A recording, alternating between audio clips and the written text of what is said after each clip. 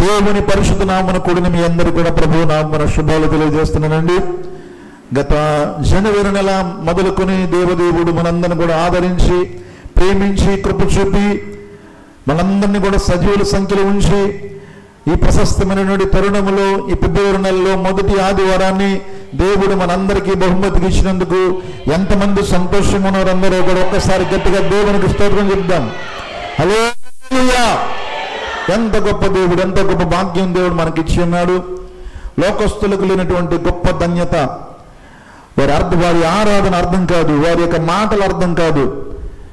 మనకు దేవుడు ప్రశస్తమైనటువంటి వాక్యాన్ని మనకు అనుగ్రహించి ఈ లోకములో ఏ రీతిగా ధైర్యంగా ఉండాలో, పగిలిన స్థితిలో, చెడిన స్థితిలో, దిగులు కలిగిన స్థితిలో ఏ రీతిగా ధైర్యాన్ని పొందాలో తన లేఖనాల ద్వారా, తన దాసుని ద్వారా దేవుడు మనందరితో మాట్లాడుతూ దినదినము దేవుని యొక్క వాక్యములో ఆయన సన్నిధిలో బలము కలిగి స్థిరముగా ఎదుగుటకు కృప చూపుతున్న దేవునికి ఇన్ని వేల స్తుతులు స్తోత్రములు చెల్లించిన ఆయన రుణాన్ని మాత్రం మనం ఎవ్వరం కూడా తీర్చుకుని చాలలేము. బయట పరిస్థితులను గమనిస్తున్నప్పుడు చిన్న చిన్న కారణాలకి, చిన్న చిన్న తగాదాలకి ఈ లోకాన్ని వదిలి వెళ్ళిపోతున్నారు. ప్రమాదాల ద్వారా, ఆత్మహత్యల ద్వారా, హత్యల ద్వారా, కుటుంబ బాధ తట్టుకోలేక, అప్పుల బాధ తట్టుకోలేక, అవమానాన్ని భరించలేక, నిందలను భరించలేక, ముందుకు వారి జీవితాన్ని నడిపించుకోలేక, ఇటీవలలో అర్థం కాక అనేకులు లోకాన్ని వదిలిపోతున్నటువంటి ఈ చెడ్డ దినాలలో దేవుడు మనకు తన ఉచిత కృపను కలుగజేస్తూ నడిపిస్తున్నాడు. అందున దేవుని స్తుతిస్తూ ఘనపరుస్తున్నాను. ఎందుకు దేవుడు ఈ ప్రపంచమును ఇంత అందముగా, ఎంత స్థిరమైనటువంటి లోకంగా దేవుడు తయారు చేసి ఉన్నాడని ఒకసారి పరిశీలన చేస్తే, కొండలు, వాగులు, పర్వతములు, పక్షులు, అలాగే సముద్రంలో ఉన్న మత్స్యములు, ఆకాశంలో ఉన్న పక్షులు, అడవిలో ఉన్న భూజంతువులు, రకరకాల పురుగులు, రకరకాల భూజంతువులు, ఇవన్నీ కూడా సర్వ సృష్టిని మనం గమనిస్తున్నప్పుడు విస్తారమైన గాలి ఏ మాత్రం కూడా లోటు లేకుండా మనకు వస్తూనే ఉంది. విస్తారమైన నీటిని దేవుడు భూమిలో దాచాడు, మనం తోడుకుంటూనే ఉన్నాము. అనేక రకాల జ్ఞానాన్ని దేవుడు మానవునికి కలిగించాడు. మానవుని జ్ఞానము దినదినము అభివృద్ధి చెందుతూనే ఉంది. జంతువులు తమ జ్ఞానాన్ని వృద్ధి చేసుకోలేదు, అక్కడే ఉండిపోయి. పక్షి ఎప్పుడు ఎగురుతూనే ఉంది, దాని జ్ఞానం వృద్ధిగా లేదు. గేదె ఎప్పుడు పాలిస్తూనే ఉంది, దాని జ్ఞానం వృద్ధిగా లేదు. జంతువులకు లేని జ్ఞానాన్ని, ఈ సృష్టిలో లేని జ్ఞానాన్ని మానవునికి దేవుడు అనుగ్రహించి దినదినము సంవత్సరము అనేక రంగాలలో అభివృద్ధి పొందడానికి ఎంతగానో తన కృపను తన పోలికలో చేస్తున్నాడు. కాబట్టి మనకు అనుగ్రహించి ఉన్నాడు. ఇంతటి గొప్ప ఘనకార్యాలన్నింటినీ కూడా ఎందుకు చేశాడయ్యా? ఇంత పెద్ద సృష్టిని, ఇంత పెద్ద వ్యవస్థను కారణం ఏంటి అని ఒక ప్రశ్న మనం వేసుకుంటే ఈరోజు ఒకటే జవాబు అటండి. దానికి జవాబు ఏంటంటే, ఎవరికూ లేని ఆధిక్యత. పొలానికి లేదు ఆధిక్యత, స్థలానికి లేదు ఆధిక్యత, బంగారానికి లేదు ఆధిక్యత, మనం సృష్టించుకున్న డబ్బుకు కూడా ఆధిక్యత లేదు.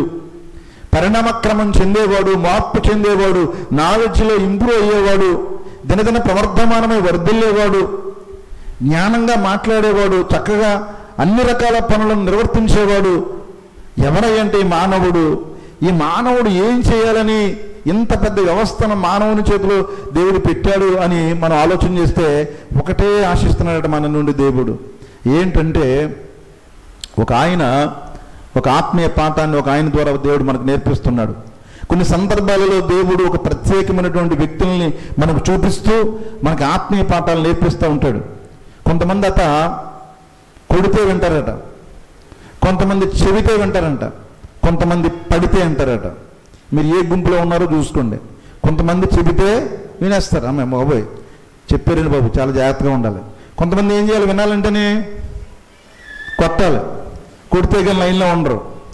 బాబు మాట వినని భార్యని బాగా బతిమాలేవాడు, పెళ్ళమంటే ఇష్టం, సంవత్సరం అయింది పెళ్ళి, కొత్తగా చూసుకుంటున్నాడు, సరిగా మాట అంటలేదు. నాలాటోడు ఏం చేశాడంటే సలహా ఇచ్చాడు, ఏమీ లేదబ్బా ఈ మీద ఒకటి ఇమానమ్మత మోగితే లైన్లోకి వచ్చేద్దండి.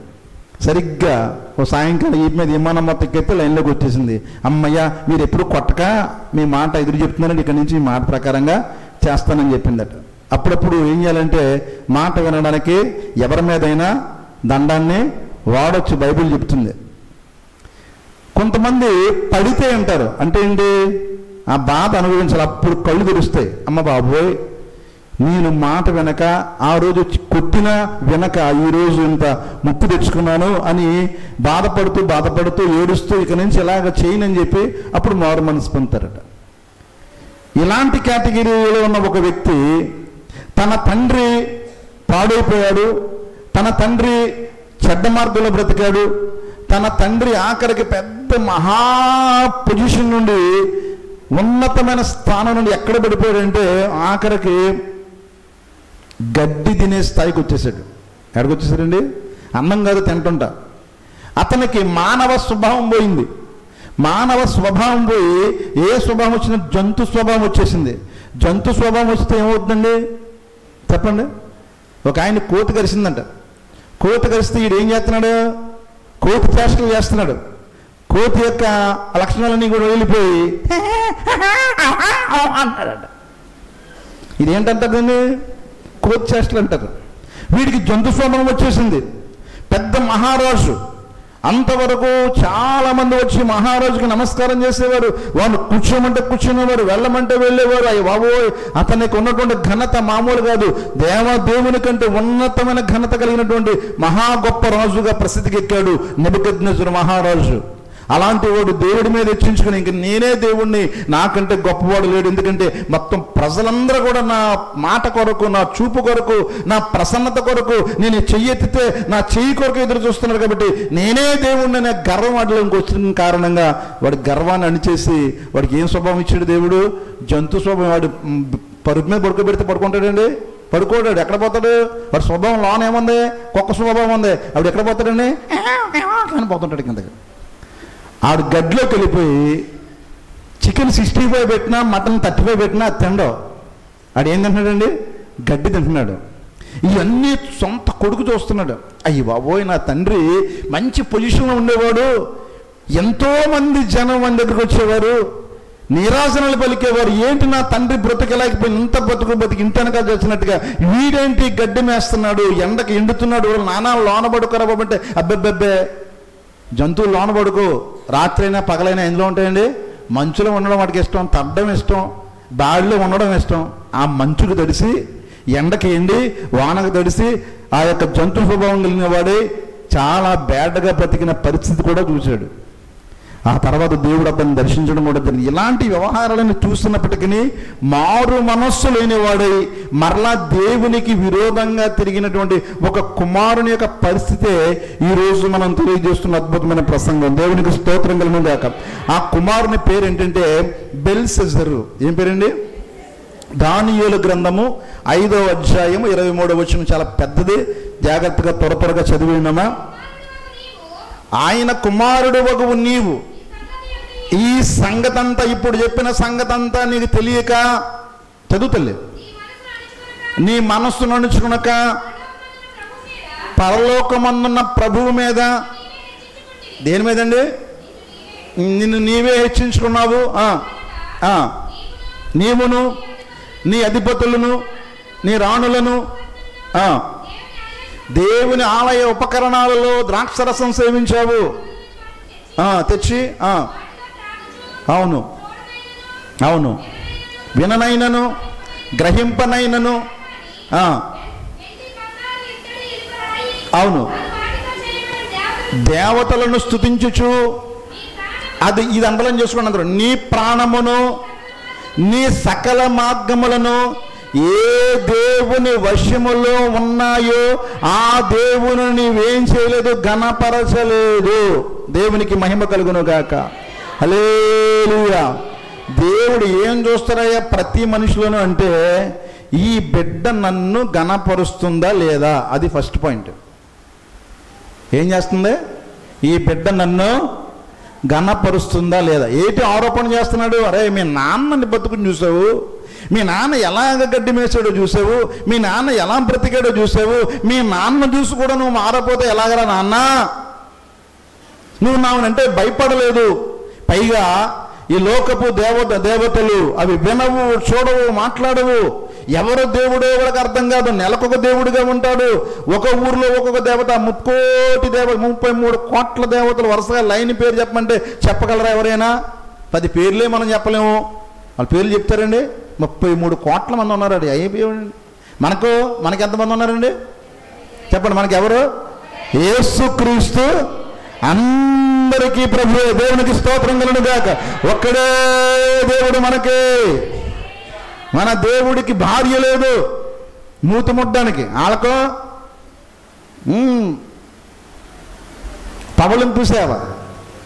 ఇటు సైడ్ ఒక ఆవిడ, అటు సైడ్ ఒక ఆవిడ ఉంటుంది. ఈయన ఇద్దరికి కూడా సెటప్లో గెటప్లో పెట్టప్పులు ఉంటాయి. మన దేవుడికి ఈ గెటప్పులు లేవు. ఇందాక బాబు చెప్పాడు కదా, ఆయన తండ్రి. దేవునికి స్తోత్రం కలుగును గాక. ఆయనకి భార్యగా మనమే ఆయనకి సపర్లు చేయాలి. సంఘమే అయినా భార్య. ఎంత గొప్ప దేవుడు అండి! ఇలాంటి గొప్ప దేవుడు కోరుకునేది ఏంటో తెలుసా అండి? ఒరే నాయనా, నువ్వు నన్ను ఘనపరచలేదురా, ఎంతటి గొప్ప స్థితి మీ కుటుంబానికి ఇచ్చాను, రాజ్య భారాన్ని మీకు అప్పగించాను, ప్రజలను మీకు అప్పగించాను. ఈ భూలోకంలో ఎవ్వరికీ లేని ఘనత, బంగారము, వెండి, ధనధాన్యాలు, అధికారము అన్నీ కూడా మీ చేతిలో పెడితే మీరు చేసే పని ఏంట్రా? మీరు నన్ను ఏం చేయాలి?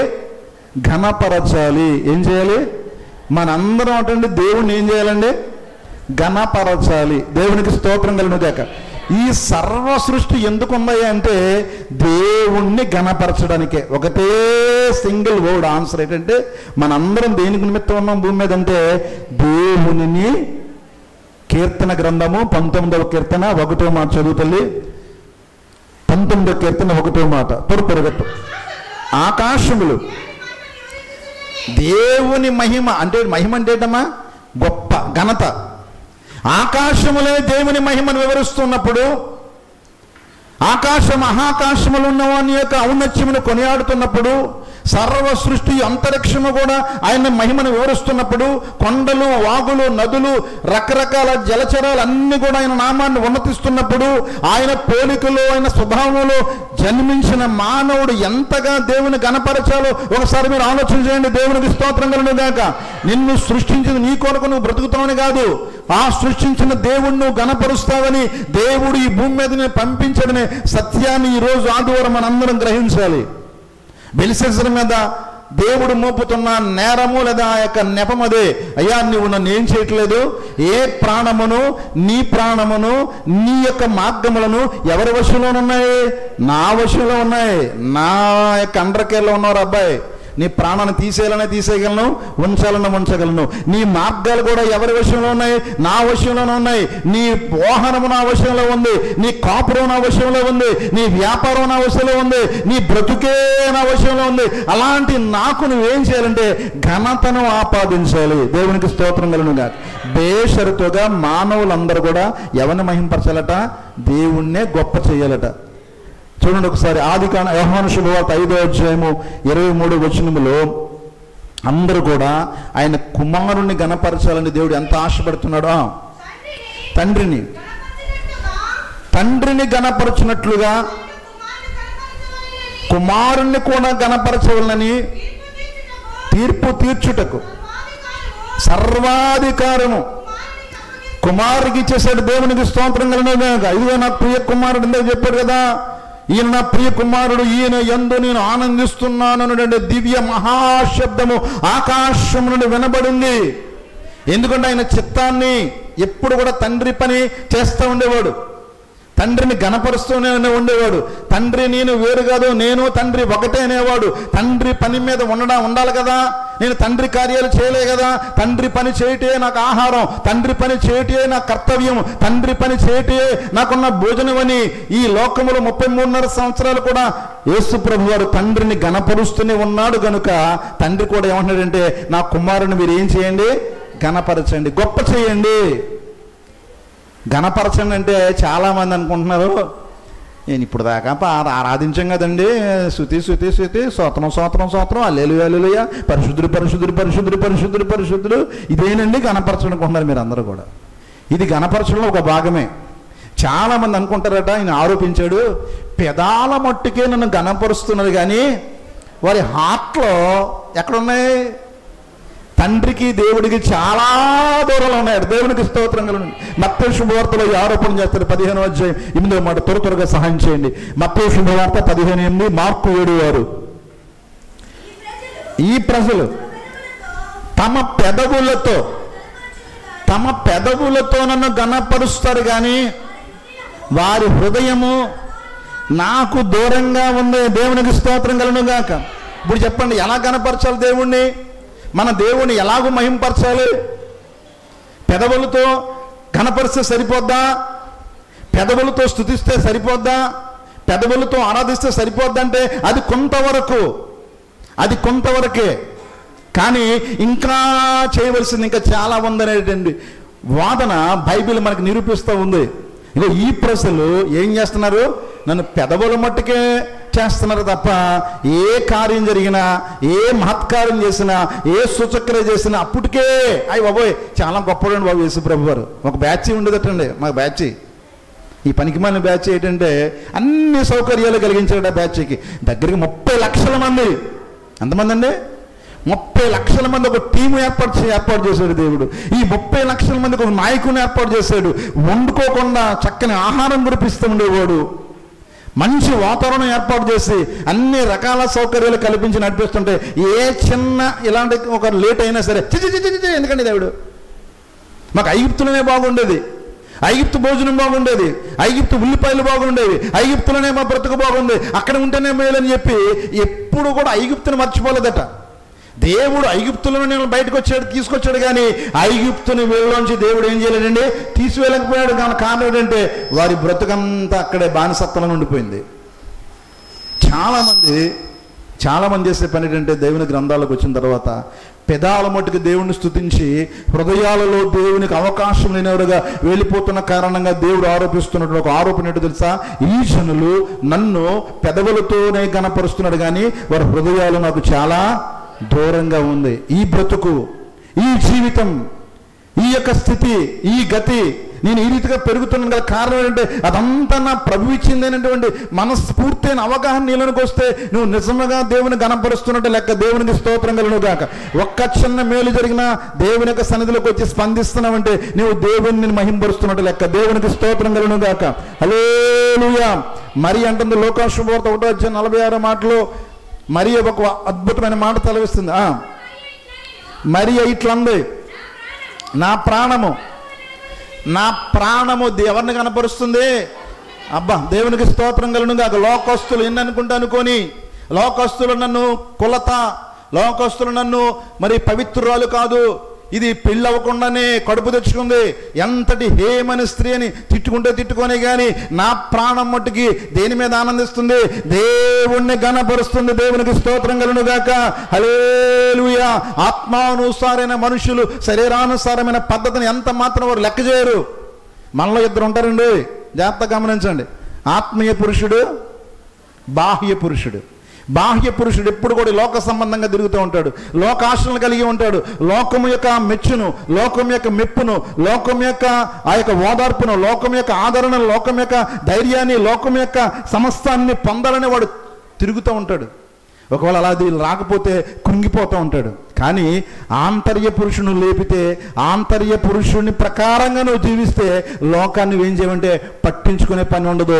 దాని గురించి వేతన పడవు, దాని గురించి బెంగపెట్టుకోవు. ఎంతో ధైర్యంతో ఉంటావు. దేవునికి స్తోత్రం కలుగును గాక. నీ చుట్టూ ప్రతికూల పరిస్థితులు ఎదురైనప్పటికీ నువ్వు ఆత్మీయ పురుషురాలు కాబట్టి, ఆత్మీయ స్త్రీ కాబట్టి ఆ ప్రతికూలత నీకు ఎలా ఉంటుందంటే అనుకూలంగానే కనపడుతుంది. అలాంటి ప్రతికూల పరిస్థితులు కూడా మరి ఏముంటుందంటే నా ప్రాణం ఏం చేస్తుంది? చుట్టూ ప్రతికూలతే కదా ఎక్కడ కనపరిచేస్తుందంటే ఆవిడ అందులో లేదు. ఎందులో ఉందండి చెప్పండి? కిక్కులో ఉన్నవాడిగా కిక్కులోనే ఉంటాడు, తెలియదు అడిగి. అలాగే ఆత్మీయమైన కిక్కులో ఉండాలి నువ్వు. దేవునికి స్తోత్రం కలుగును గాక. ఆత్మానుసారమైన మనుషులను ఆత్మ రాజ్యములను అడుగు పెడితే లోక సంబంధమైనది ఏది కూడా నీకు కనబడదు. అలాగ అడుగుపెట్టిన వారి భక్తులందరూ కూడా ఒక దానియేలును చూసుకున్నా, ఒక దావీదును చూసుకున్నా, ఒక ఏలియాను చూసుకున్నా, ఒక ఎలీషాను చూసుకున్నా, ఒక సమూయేలును చూసుకున్నా, ఒక మరియను చూసుకున్నా, ఒక యెఫ్తాను చూసుకున్నా, ఎవరిని చూసుకున్నా భక్తులందరూ కూడా ఆత్మానుసారులుగానే జీవిస్తూ ఉన్నారు. వారు చెప్తున్నారు, వారు ఎప్పుడు కూడా హృదయాలతో దేవుణ్ణి ఏం చేసేవారండి? గణపరుస్తూనే ఉన్నారు. మనందరం కూడా ఈ రోజున దేవుణ్ణి మనం గణపరుస్తూనే ఉండాలి. కానీ లోకంలో జరుగుతుంది ఏంటో తెలుసండి? దేవుని ఘనత కూడా ప్రజలు తీసేసుకుంటున్నారు. దేవుని ఘనతను, దేవుడు చేసిన కార్యాలను యాజకులు లాగేసుకుంటున్నారు, సంఘ సేవకులు లాగేసుకుంటున్నారు, దైవజనులు లాగేసుకుంటున్నారు, విశ్వాసులు కూడా లాగేసుకుంటున్నారు. దేవుడు పాపం బాధపడుతూ చెప్తున్నాడు. ఈ మాట చదవండి ఆ మాటను. మలాకి గ్రంథము 1వ అధ్యాయము 6వ వచనము త్వరగా. మలాకి 1:6. దాసుడు తన యజమాని కనపరుస్తాడు కదా, నా నామాన్ని నిర్లక్ష్య పెట్టే యాజకులారా, నేను తండ్రినైతే నాకు రావలసిన ఘనత ఏమైంది? నేను యజమానునైతే నాకు భయపడేవాడు ఎక్కడ ఉన్నాడని సైన్యములకు అధిపతి యెహోవా మిమ్మలను అడుగుతున్నాడా లేదా? అమ్మా, ఈ బాధ ఎవరిదే? నాదా? ఎవరు లాగేస్తున్నారు చెప్పండి? టీవీలు చూడట్లేదు, ఈ సెల్లలో. ఎక్కడికి వెళ్ళిందంటే ఈవిడ ఎక్కడికి వెళ్ళింది? అయ్యగారి దగ్గరికి వెళ్ళాను, అయ్యగారు ప్రార్థన చేశారు, నాకు పని అయిపోయింది. నిజమే, అయ్యగారు ప్రార్థన చేసి నీకు పని అయిపోయింది. కానీ అయ్యగారి ద్వారా ఎవరు చేశారు ఆ కార్యాన్ని? ఘనత ఎవరు రావాలి?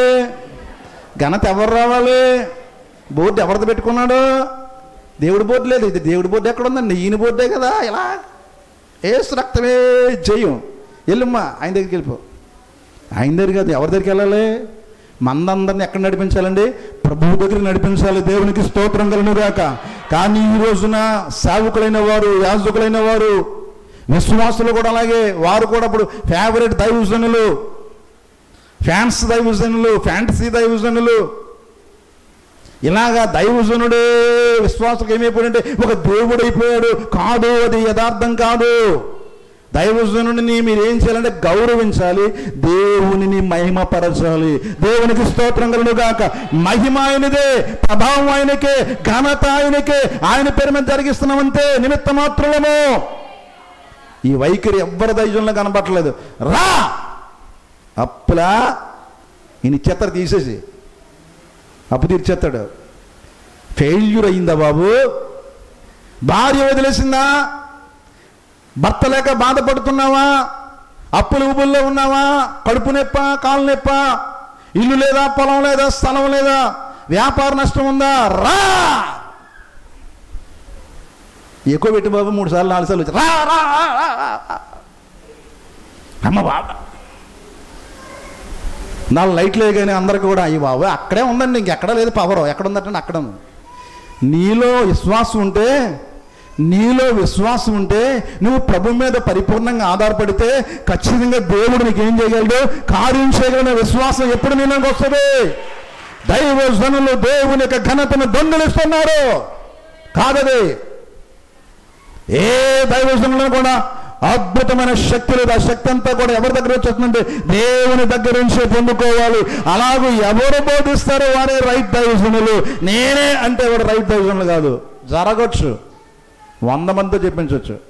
కాదు, నాకు రావలసిన ఘనత ఏదిరా అబ్బాయి? ఎక్కడ ప్రభువును చూపిస్తున్నావు? ఎక్కడ ప్రభువుని నువ్వు చొప్పిస్తున్నావు? ఎక్కడ ప్రభువుకు ఆ ఘనతను ఆపాదిస్తున్నావు? సమస్త కార్యములు ఆయన పేరు మీద జరిగిస్తున్నావు నీవు. సమస్త కార్యములు ఆయన పేరు బ్రతుకుతున్న నీవు ఎక్కడ ఆయన చూపిస్తున్నావు? నువ్వు తగ్గవలసి ఉంది, ఆయన హెచ్చవలసి ఉంది. కానీ నీ కటౌట్ పైకి లెగుతుంది, ఆయన కటౌట్ ఎక్కడవుతుందండి? వెనక్కి వెళ్ళిపోతుంది. అందుకే బాధపడుతూ చెప్తున్నాడు, ఈ రోజున డివైన్ ప్రేయర్ సెంటర్ సభ్యులందరూ కూడా మనందరం నీవు నేను కలిసి ఎవరిని కనపడతామండి? ఎవరిని? 2 చేతులు పైకెత్తి మనందరం దేవుని గణపరుద్దాం. దేవునికి స్తోత్రం కలుగును గాక. ఎందుకు ఆయన గణపరచాలండి? ఎందుకంటే ఆయన నామము ఘనమైనది. మొదటి సమయాల గ్రంథము 12:22 మాట, 2వ సమయాల గ్రంథము త్వరగా 7:22 మాట కూడా చదవండి తల్లి. ఆయన నామం ఘనమైనది కనుక మనం గణపరచాలి. మొదటి సమయాలు 12:22.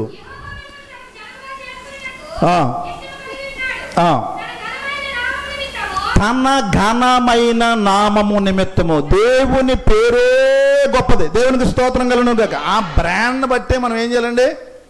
ఆ బ్రాండ్ బట్టి కనపరచాలంట. దేవునికి స్తోత్రం కలుగును గాక. ఎందుకు మనం దేవుని కనపరచాలంటే ఆయన పేరే గొప్పది. సాటి లేని భూలోకములో ఉన్న ఏ నామముల కన్నా పై నామం అయింది కనుక ఆయన నామమే గొప్పది కనుక ఆయన పేరు ఉంటే చాలు గణపరచడమే. దేవునికి స్తోత్రం కలుగును గాక. ఒక్కొక్క బ్రాండ్ వాల్యూ ఉంటుందండి. ఆ బ్రాండ్ ఉంటే ఏం చేస్తారు? ఏదైనా సరే కొనేస్తారు. ఆ బ్రాండ్ ఉంటుంది చాలు. లోకంలో కొన్ని బ్రాండ్స్ ఉన్నాయి. టాటా అని ఉంది, అద్భుతమైన బ్రాండ్ వారిది. రతన్ టాటా గారు ఏ వస్తువు తయారు చేసినా చాలా క్వాలిటీగా ఉంటుంది. అది ఇంక వెనక్కి తిరిగి చూసుకునే పని ఉండదు. దేవునికి స్తోత్రం కలుగును గాక.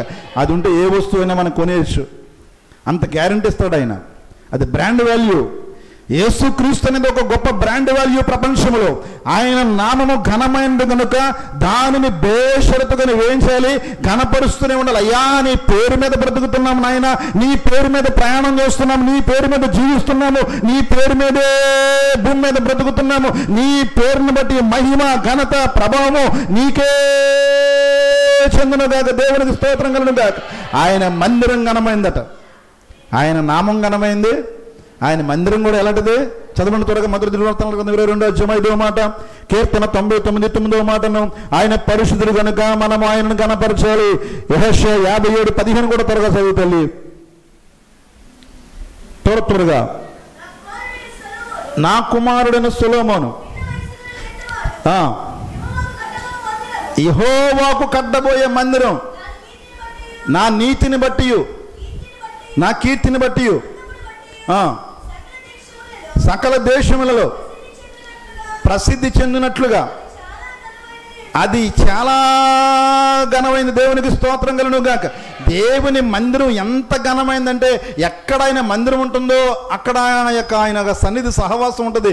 ఆయన సన్నిధి సహవాసంలోకి వచ్చిన వారందరికీ కూడా ఆదరణ దొరుకుతుంది, నెమ్మది దొరుకుతుంది, ప్రశాంతత దొరుకుతుంది, క్షమాపణ దొరుకుతుంది, జ్ఞానం దొరుకుతుంది, బుద్ధి దొరుకుతుంది, సమాధానం దొరుకుతుంది. నీకు కావలసిన ప్రతి విధమైన అవసరత దేవుని మందిరములో తీర్చబడుతుంది. ఈ మందిరములో లేనిది ఉండదు, ప్రతిదీ కూడా దేవుని మందిరంలో ఉంటుంది. కాబట్టి దేవుని మందిరము ఘనమైనది కనుక ఆయన మనం ఏం చేయాలండి? ఘనపరచాలి, అంతే. దేవునికి స్తోత్రం కలుగును గాక. హల్లెలూయా. ఆయన పరిశుద్ధుడట. ఆయన ఎలా అంటాడండి? 99వ కీర్తన 9వ మాట, త్వరగా. పరిశుద్ధుడు. అది ఆయన పరిశుద్ధుడు కాబట్టి ఆయన ఏం చేయాలండి? ఇన్ని క్వాలిటీస్ ఉన్నాయి. మరి ఏమండి, ఏముందని పొగుడుతామండి? పెళ్లి కూతురిని పొగడడానికి మాకు ఏం కనపడుతుందండి. ఈ మధ్య పెళ్లికి వెళ్ళేమంటే నల్లగా ఉంది పిల్ల, ఎంటుకలేమో కొబ్బరి చెప్పకి పీకేసినట్టుగా ఎంటుకలు ఉన్నాయి, కళ్ళు ఏమో లోనకున్నాయి, ముక్కేమో తప్పిడండి, బొగ్గలేమో లోనబోయి ఉన్నాయి, 3 రోజులు తిండి లేని దానిలాగా ఉంది, కాళ్ళు చూస్తే ములక్కల్లాగా ఉన్నాయి, చేతులు చూస్తే ఉల్లికోళ్ళలాగా ఉన్నాయండి, ఇంకేం పొగడమంటారండి అన్నాడట పెళ్ళికొడుకు. ఇంకెలా ఉంటే ఏం పొగుడుతాడు? మొఖం అక్కడికి పొగిడాడు. చేతులు అలాగా ఉన్నాయండి, ఉల్లికోళ్ళలాగా ఉన్నాయట, కాళ్ళు ములక్కల్లాగా ఉన్నాయట, మొత్తంగా టోటల్గా ఇస్త్రీ చేసినట్టు ఉందన్నమాట. అలా కాదు కదా, ఇప్పుడు అన్ని క్వాలిటీస్ ఉన్నాయి ఇక్కడ. ఆయన పరిశుద్ధుడు కనుక ఆ పరిశుద్ధమైన నామాన్ని మన అందరం కలిసి ఏం చేయాలట? కొనియాడాలి. దేవునికి స్తోత్రం కలుగును గాక. మొత్తం భూ ప్రజలందరే కాదు, ఆకాశము భూమి మొత్తం అన్నీ కూడా ఆయననే మనం ఏం చేస్తానండి? ఆయన్ని కొనియాడతామని చేశారట, అంతే. ఒకటే కారణం, ప్రభువా నన్ను ఎందుకు పుట్టించావని నేను పైన ప్రశ్న వేసుకున్నాను. నన్ను ఎందుకు పుట్టించావు నాయన? నన్ను ఎందుకు ఈ భూమి మీదకి రప్పించావు అంటే దేవుడు ఈ దివ్యమైన వాక్యాన్ని బయలుపరుస్తున్నాడు. నాన్న, నీవు నన్ను ఘనపరుస్తావని నిన్ను ఈ భూమి మీదకి ఏం చేశాను? పంపించాను. దేవునికి స్తోత్రం కలుగును గాక. నీవు బ్రతుకున్నంత కాలము నువ్వు ఏం చేయాలి? నన్ను గొప్ప చేయాలి, ఘనపరచాలి. దేవునికి స్తోత్రం కలుగును గాక. ఎందుకంటే ఆయన కార్యాలు కూడా ఎలా ఉంటాయంటే ఘనముగానే ఉంటాయట. చదవండి ప్రకటన గ్రంథము 15వ అధ్యాయం 3వ మాట, త్వరగా. ప్రకటన 15:3. వారు ప్రభువా, దేవా, సర్వాధికారి, నీ క్రియలు అంటే ఏంటండి? నీ పనులు. క్రియ అంటే ఏంటండి? పనులు ఎలాంటివి? గొప్పవి, ఆశ్చర్యకరమైనవి. ఇంకేంటండి? నీ మార్గములు న్యాయములను సత్యములై ఉన్నాయి. ప్రభువా, దేవునికి స్తోత్రం కలుగును గాక. ఇలాంటి దేవుడు, ఇలాంటి కార్యక్రమాలు జరిగించిన దేవుడు.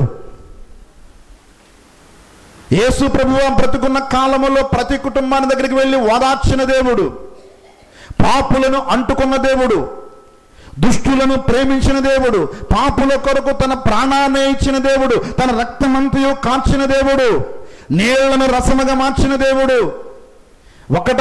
రకరకాల అద్భుతములు. ఏ పుస్తకంలో చదివిన ఇన్ని రకాల అద్భుతాలు ఉండవు. చెవిటి వారికి చెవులు, వినికిడి శక్తి, మగవారికి మాట, మోచకాలు చెదిరిన వారికి, గుండె చెదిరిన వారిని అందరినీ బాగు చేసిన వాడు, తన మాటల ద్వారా అద్భుతమైన కార్యక్రమాలు నిర్వర్తించిన వాడు, ఇప్పటికీ కూడా అనేక కుటుంబాలను కట్టుతున్నవాడు, అనేక చెదిరిపోతున్న సంసారాలను ఐక్యపరుస్తున్నవాడు, దిక్కులేని అనాథులను పోషిస్తున్న